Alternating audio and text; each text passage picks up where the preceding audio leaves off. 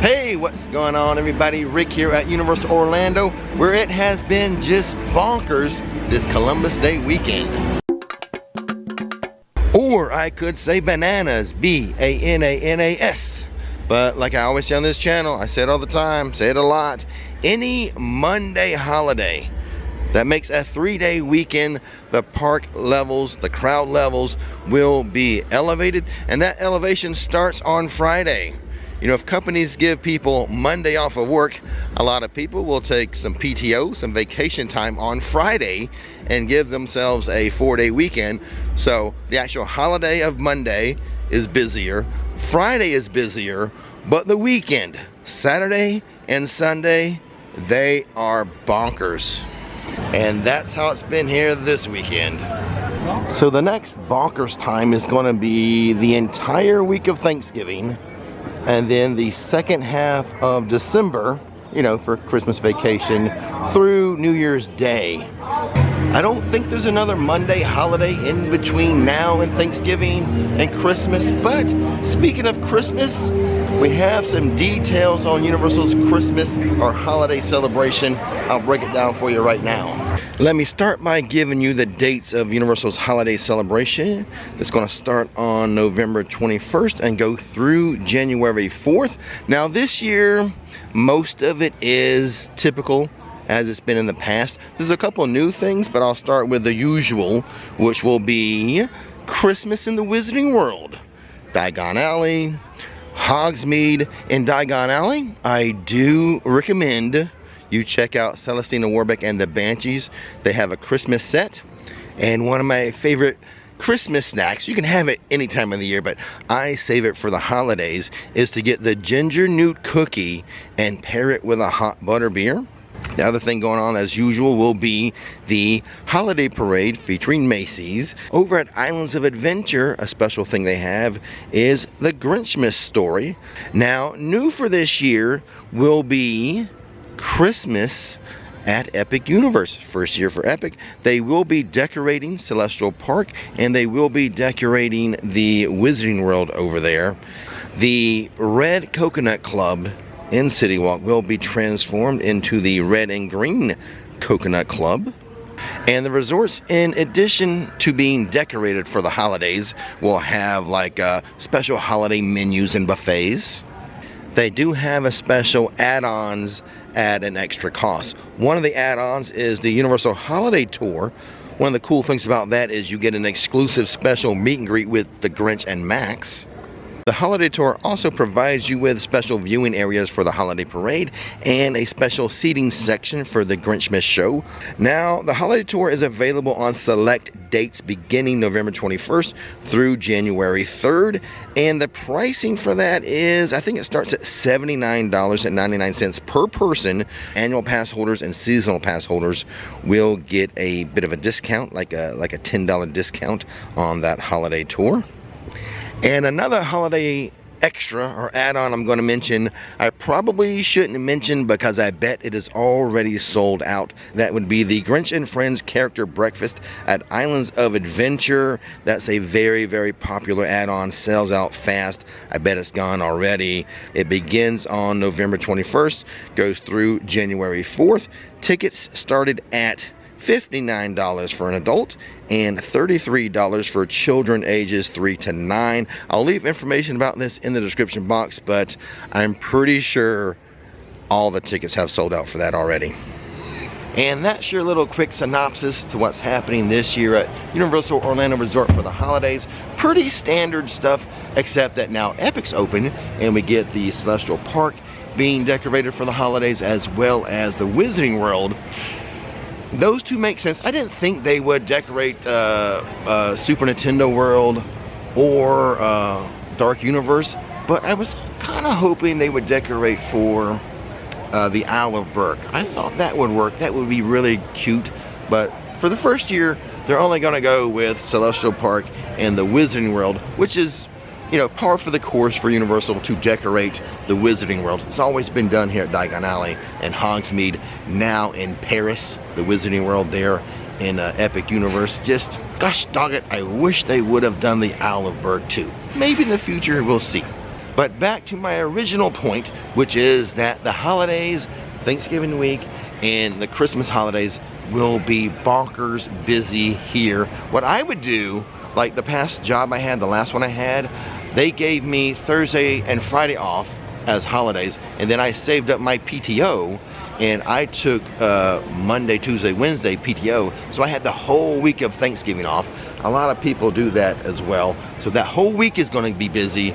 And then when it comes to Christmas, well, pretty much all the schools in America have the same 2 weeks off. So kids are out of school, and a lot of people plan those family holiday vacations.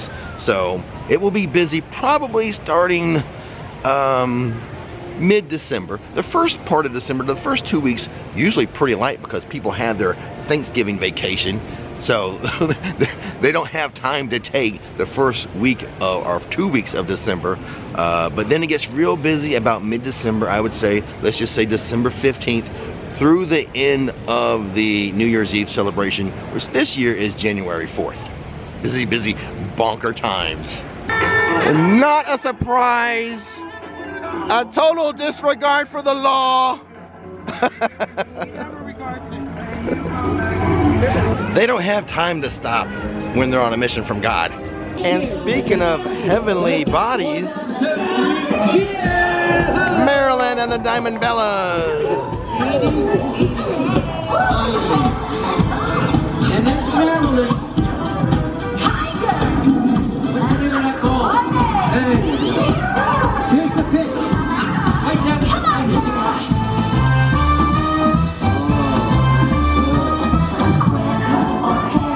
These rocks don't lose magic.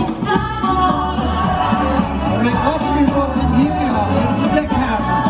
Take them and cue you. Here we go. 3, 2, 1. Stop with the camera. Cue the pitches. Here we go. Spotlight. Always good seeing Marilyn and the Diamond Bellas, but let's continue around the park. When I get to New York City, we're gonna dip into Finnegan's. I'm trying to nail down the closure date of Finnegan's. Let's see what we can find out today. The holiday celebration goes through January 4th, so I do expect Finnegan's to be open through that, but close soon afterwards. Last week I showed you this fencing here with the scrim in Central Park.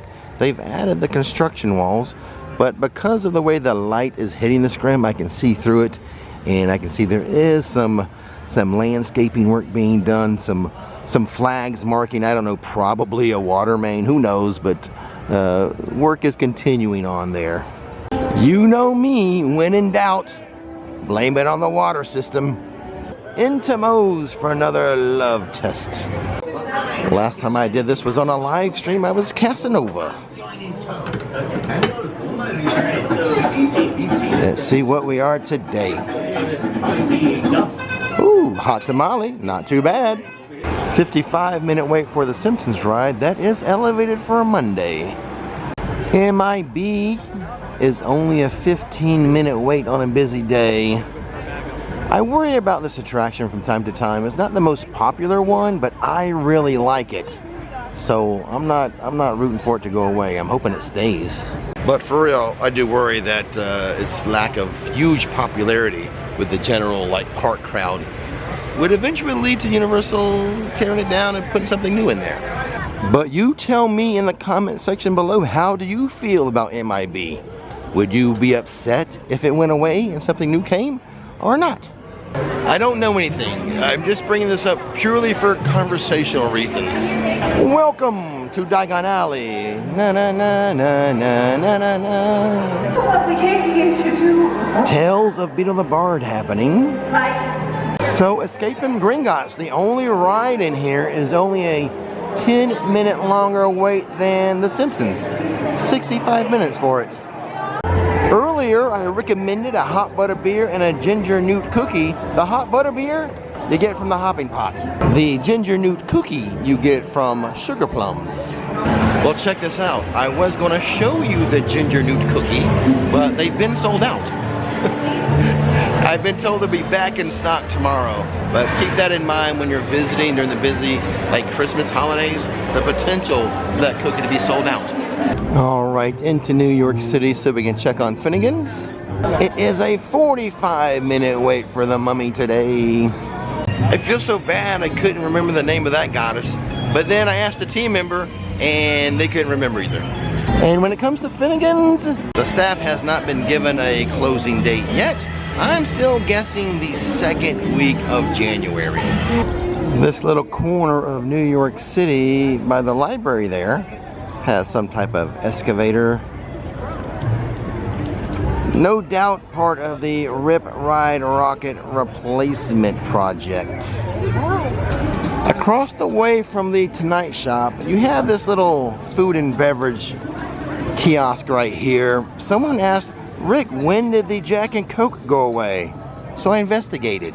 It has not gone away. It is still there. You can still order it. The machine's there. The only thing is they do not have it on the menu. But even though it is not on the menu board at the front counter, I assure you, it is still there and you can still order it. Over here at Rip Ride Rocket, they are starting to cut away the side, that left side there. That was the side that would carry the ride vehicles up to the top of the platform. Starting to cut that away, and the chain or whatever that was used. Funny thing is, it did catch on fire the other day. Which, you know, when you're cutting that stuff down, you're using blow torches and there's heat and there's sparks and stuff, and you know, that side of the track had to be well lubricated with grease or something, so you know, not a far stretch to imagine it catching on fire, and it did. Well, this is starting to become a habit. Minion Mayhem, an extended delay again. So extended, we have Connect 4 out here again. Nothing left to say except don't miss the magic, don't miss the fun, and now it's time to relax to this next video.